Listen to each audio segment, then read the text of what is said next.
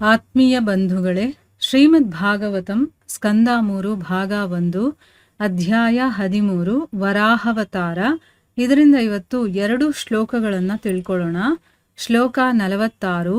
ಮೈತ್ರೇಯ ಉವಾಚ ಇತ್ಯುಪಸ್ಥೀಯ ಮನೋಸೌ ಮುನಿಭಿರ್ಬ್ರಹ್ಮವಾದಿಭಿಃ ಸಲಿಲೆ ಸ್ವಖುರಾಕ್ರಾಂತ ಉಪಾಧತ್ತಾವಿತಾವನಿಂ.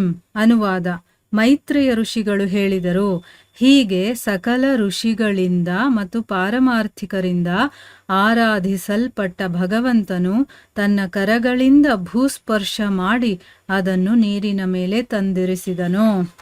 ಶ್ಲೋಕ 47. ಸ ಇತ್ತಂ ಭಗವಾನುರ್ವೀಂ ವಿಶ್ವಕ್ಸೇನ ಪ್ರಜಾಪತಿ ರಸಾಯ ಲೀಲಯೋನ್ನೀತಾಮಪ್ಸು ನ್ಯಸ್ಯ ಯಯೌ ಹರಿಹಿ. ಅನುವಾದ: ಈ ರೀತಿ ದೇವೋತ್ತಮ ಪುರುಷನಾದ ಸಕಲ ಜೀವಿಗಳ ಪರಿಪಾಲಕ ಭಗವಾನ್ ಶ್ರೀ ವಿಷ್ಣುವು ಪೃಥ್ವಿಯನ್ನು ನೀರಿನೊಳಗಿನಿಂದ ಮೇಲಕ್ಕೆತ್ತಿ ನೀರಿನ ಮೇಲೆ ಅದನ್ನು ತೇಲಲು ಬಿಟ್ಟು ತನ್ನ ಸ್ವಧಾಮಕ್ಕೆ ಮರಳಿದನು. ಇವು ಶ್ಲೋಕಗಳು ಮತ್ತು ಅವುಗಳ ಅನುವಾದ. ಈಗ ಭಾವಾರ್ಥದ ಮೂಲಕ ನಾವು ಇದರ ಅರ್ಥವನ್ನು ತಿಳ್ಕೊಳ್ಳೋದಕ್ಕೆ ಪ್ರಯತ್ನ ಮಾಡೋಣ. ಓದ ಭಾಗದಲ್ಲಿ ನಾವೇನು ತಿಳ್ಕೊಂಡ್ವಿ? ಋಷಿಗಳು ಹೇಳ್ತಾರೆ, ಭಗವಂತ ನಿನ್ನ ಅದ್ಭುತ ಲೀಲೆಗಳಿಗೆ ಮಿತಿ ಅನ್ನೋದೇ ಇಲ್ಲ. ನಿನ್ನ ಲೀಲೆಗಳ ಮಿತಿಯನ್ನ ತಿಳ್ಕೋಬೇಕು ಅಂತ ಇಷ್ಟಪಡ್ತಾರಲ್ಲ ಅವರು ಅಜ್ಞಾನಿಗಳೇ ಸರಿ. ಈ ಜಗತ್ತಿನಲ್ಲಿ ಪ್ರತಿಯೊಬ್ಬರು ಕೂಡ ಪ್ರಬಲವಾದ ಯೋಗ ಶಕ್ತಿಯಿಂದ ಬದ್ಧರಾಗಿದ್ದಾರೆ. ದಯವಿಟ್ಟು ಈ ಬದ್ಧಾತ್ಮರ ಮೇಲೆ ನಿನ್ನ ನಿರ್ವ್ಯಾಜ ಕರುಣೆಯನ್ನ ತೋರಿಸು ಅಂತ ಬೇಡ್ಕೊಳ್ತಾರಲ್ಲ, ಅದನ್ನ ಕೇಳಿದ್ವಿ. ಈಗ ಇಲ್ಲಿ ಮೈತ್ರೇಯ ಋಷಿಗಳು ಹೇಳ್ತಾರೆ, ಈ ರೀತಿ ಎಲ್ಲ ಋಷಿಗಳಿಂದ ಮತ್ತೆ ಪಾರಮಾರ್ಥಿಕರಿಂದ ಆರಾಧಿಸಲ್ಪಟ್ಟಂತಹ ಭಗವಂತ ಏನ್ ಮಾಡ್ದ? ತನ್ನ ಕೈಗಳಿಂದ ಭೂ ಸ್ಪರ್ಶ ಮಾಡಿ ಅದನ್ನ ನೀರಿನ ಮೇಲೆ ತಂದಿಡ್ತಾನೆ. ಭಾವಾರ್ಥದಲ್ಲಿ ಗುರುಗಳೇನ್ ಹೇಳಿದ್ದಾರೆ ಅಂತ ತಿಳ್ಕೊಳ್ಳೋಣ. ಪೃಥ್ವಿಯನ್ನು ಅವನ ಅಚಿಂತ್ಯ ಶಕ್ತಿಯಿಂದ ನೀರಿನ ಮೇಲೆ ತಂದಿರಿಸಲಾಯಿತು. ಭಗವಂತನು ಸರ್ವಶಕ್ತನು, ಆದ್ದರಿಂದ ಅವನು ತನ್ನ ಇಚ್ಛಾನುಸಾರ ಬೃಹತ್ ಗ್ರಹಗಳನ್ನು ನೀರಿನ ಮೇಲಾಗಲಿ ಗಾಳಿಯಲ್ಲಾಗಲಿ ಇರಿಸಬಲ್ಲನು. ಅಂದ್ರೆ ಈಗ ನಮಗೆ ಒಂದು ಪ್ರಶ್ನೆ ಬರುತ್ತೆ, ನೀರಿನ ಮೇಲೆ ಇಟ್ಟ ಅಂದ್ರೆ ನೀರಿನ ಮೇಲೆ ಭೂಮಿಯ ಭಾರ ಇರುತ್ತಲ್ವಾ, ಹೇಗೆ ತಂದಿಟ್ಟ ಅಂತ ನಮ್ಗೆ ಅನ್ಸುತ್ತಲ್ವಾ. ಅದಕ್ಕೆ ಇಲ್ಲಿ ಹೇಳ್ತಾ ಇದ್ದಾರೆ, ಪೃಥ್ವಿಯನ್ನ ಏನ್ ಮಾಡ್ದ ಅವನು? ಅಚಿಂತ್ಯ ಶಕ್ತಿಯಿಂದ, ನಾವು ಯೋಚನೆನೂ ಮಾಡೋದಕ್ಕಾಗಲ್ಲ ಅಂತ ಶಕ್ತಿ ಭಗವಂತನ ಹತ್ರ ಇದೆ. ಆ ಶಕ್ತಿಯಿಂದ ಅದನ್ನ ನೀರಿನ ಮೇಲೆ ತಂದಿಡ್ತಾನೆ. ಭಗವಂತ ಸರ್ವಶಕ್ತನಾಗಿರುವಂಥವನು. ಅದಕ್ಕೋಸ್ಕರ ಅವನು ತನ್ನ ಇಚ್ಛೆಗೆ ಅನುಸಾರವಾಗಿ ಬೃಹತ್ ಗ್ರಹಗಳನ್ನ, ಅಂದ್ರೆ ಭೂಮಿ ಅಷ್ಟೇ ಅಲ್ಲ, ಇನ್ನೂ ದೊಡ್ಡ ದೊಡ್ಡ ಗ್ರಹಗಳಿದ್ರೆ ಅದನ್ನು ಕೂಡ ನೀರಲ್ ಮೇಲಾಗ್ಲಿ ಗಾಳಿಲಾಗ್ಲಿ ಎಲ್ಲಿ ಬೇಕಾದ್ರೂ ಇಡ್ಬೋದು. ಈಗ ಎಲ್ಲ ಗ್ರಹಗಳು ಕೂಡ ಗಾಳಿಯಲ್ಲೇ ತೇಲ್ತಾ ಇರೋದಲ್ವಾ. ಹೇಗೆ ನಿಂತಿದ್ದಾವೆ? ಭೂಮಿ ಅಷ್ಟು ಭಾರ ಇದೆ, ಆದ್ರೂ ಗಾಳಿಯಲ್ಲಿ ತೇಲ್ತಾ ಇದೆಯಲ್ಲ, ಅದು ಹೇಗೆ ಅಂತ ನಮ್ಗನ್ಸುತ್ತೆ. ಭಗವಂತನ ಶಕ್ತಿ ಆ ರೀತಿ ಇದೆ. ಭಗವಂತ ಏನು ಬೇಕಾದ್ರೂ ಮಾಡೋದಕ್ಕೆ ಸಾಧ್ಯ.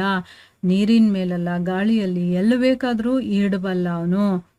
ಭಗವಂತನ ಈ ಶಕ್ತಿಗಳು ಹೇಗೆ ಕ್ರಿಯಾಶೀಲವಾಗುತ್ತವೆ ಎಂಬುದನ್ನು ತಿಳಿಯಲು ಹುಲು ಮಾನವನ ಮಿದುಳಿಗೆ ಸಾಧ್ಯವಿಲ್ಲ. ಇಂತಹ ಅದ್ಭುತ ಕಾರ್ಯಗಳು ಹೇಗೆ ಸಾಧ್ಯ ಎಂಬ ಬಗ್ಗೆ ಮಾನವ ಕೆಲವು ಅಸ್ಪಷ್ಟ ಸಮಜಾಯಿಷಿಗಳನ್ನು ಕೊಡಬಹುದು. ಆದರೆ ವಾಸ್ತವವಾಗಿ ಹುಲು ಮಾನವನ ಮಿದುಳಿನಿಂದ ಭಗವಂತನ ಕಾರ್ಯ ಸ್ವರೂಪವನ್ನು ಗ್ರಹಿಸಲಾಗದು. ಆದ್ದರಿಂದಲೇ ಅವುಗಳನ್ನು ಅಚಿಂತ್ಯ ಎಂದು ಕರೆಯಲಾಗಿದೆ. ಆದರೂ ಕೂಪಮಂಡೂಕ ತತ್ವಶಾಸ್ತ್ರಜ್ಞರು ಕೆಲವೊಂದು ಊಹಾಪೋಹದ ವಿವರಣೆಗಳನ್ನು ನೀಡುವ ಪ್ರಯತ್ನ ಮಾಡುತ್ತಾರೆ. ಅಂದ್ರೆ ಇಲ್ಲಿ ಭಗವಂತನ ಶಕ್ತಿಗಳೆಲ್ಲ ಹೇಗೆ ಕೆಲಸ ಮಾಡುತ್ತೆ ಅನ್ನೋದನ್ನ ತಿಳ್ಕೊಳ್ಳೋದಿಕ್ಕೆ ನಮ್ಮಿಂದ ಸಾಧ್ಯ ಇಲ್ಲ. ಅಂದ್ರೆ ಹುಲು ಮಾನವ ಅಂತಾರೆ, ಒಂದು ಹುಲ್ಲುಗಡ್ಡಿಗೆ ಸಮಾನ ನಮ್ಮ ಮಿದುಳು ಭಗವಂತನ ಮುಂದೆ. ಈ ಹುಲ್ಲು ಕಡ್ಡಿಯಿಂದ ಹೋಗಿ ದೊಡ್ಡ ಮರ ಇರುತ್ತಲ್ಲ, ಅದ್ರ ಬಗ್ಗೆ ತಿಳ್ಕೊಬೇಕು ಅಂದ್ರೆ ಆಗತ್ತಾ? ಇಲ್ಲ.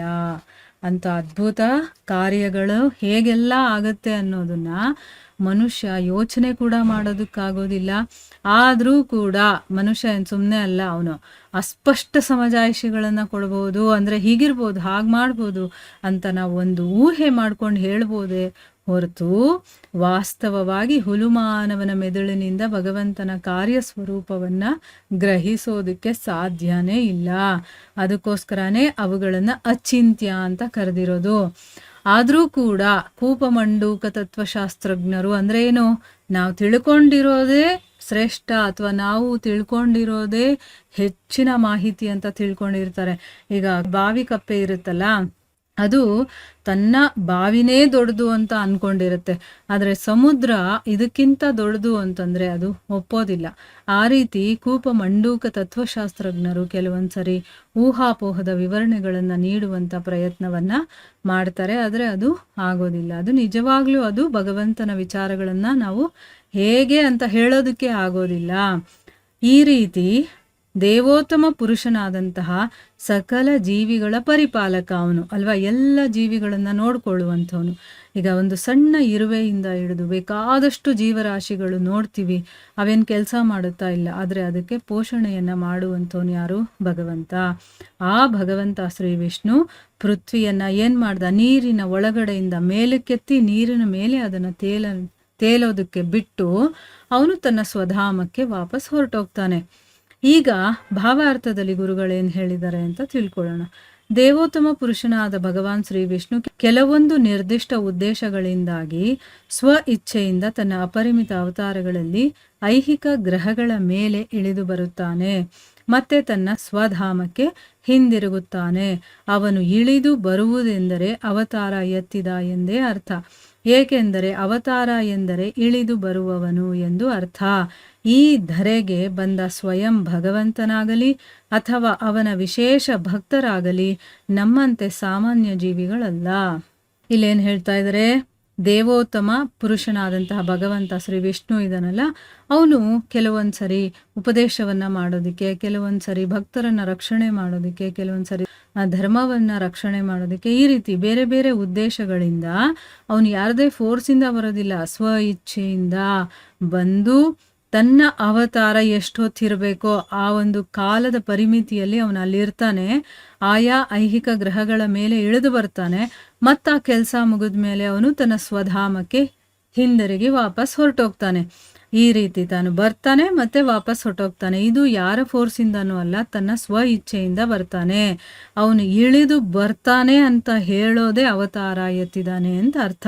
ಯಾಕೆ ಅಂತಂದ್ರೆ ಅವತಾರ ಅಂತಂದ್ರೇನೆ ಇಳಿದು ಬರ್ತಾನೆ ಅಂತಾನೆ ಅರ್ಥ ಆಗುತ್ತೆ. ಸೊ ಈ ಒಂದು ಧರೆಗೆ ಬಂದ ಸ್ವಯಂ ಭಗವಂತನೇ ಆಗಿರ್ಬೋದು. ಅಂದ್ರೆ ಈ ಭೂಲೋಕಕ್ಕೆ ಭಗವಂತ ಬಂದ್ರು ಅಷ್ಟೇನೆ, ವಿಶೇಷ ಭಕ್ತರು ಅವರು ಬಂದ್ರು ಅಷ್ಟೇನೆ.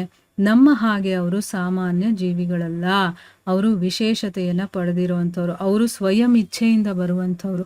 ಅವರು ನಮ್ಮ ಹಾಗೆ ಕರ್ಮಗಳ ಬಂಧನದಲ್ಲಿ ಸಿಕ್ಕಾಕೊಂಡು ಈ ಒಂದು ಭೂಮಿಗೆ ಬರೋದಿಲ್ಲ. ಅವರು ತಮ್ಮ ಸ್ವಯಂ ಇಚ್ಛೆಯಿಂದ ಬೇರೆಯವರನ್ನ ಉದ್ಧಾರ ಮಾಡೋದಕ್ಕೆ ಅಥವಾ ಯಾವುದೋ ಒಂದು ಉದ್ದೇಶ ಇಟ್ಕೊಂಡು ಇಲ್ಲಿಗೆ ಬರ್ತಾರೆ. ಮತ್ತು ಅವ್ರ ಕೆಲಸ ಮುಗಿದ್ಮೇಲೆ ಅವರು ತಮ್ಮ ಪಾಡಕ್ಕೆ ತಾವು ವಾಪಸ್ ಹೊರಟೋಗ್ತಾರೆ ಅನ್ನೋದು ಇದರ ಅರ್ಥ. ಈಗ ಕೆಲವೊಂದು ಮಾಹಿತಿಗಳು ನಮಗೆ ಗೊತ್ತಾಯ್ತಲ್ವಾ? ಇಲ್ಲಿಗೆ ನಾವು ನಿಲ್ಲಿಸೋಣ. ಹರೇ ಕೃಷ್ಣ.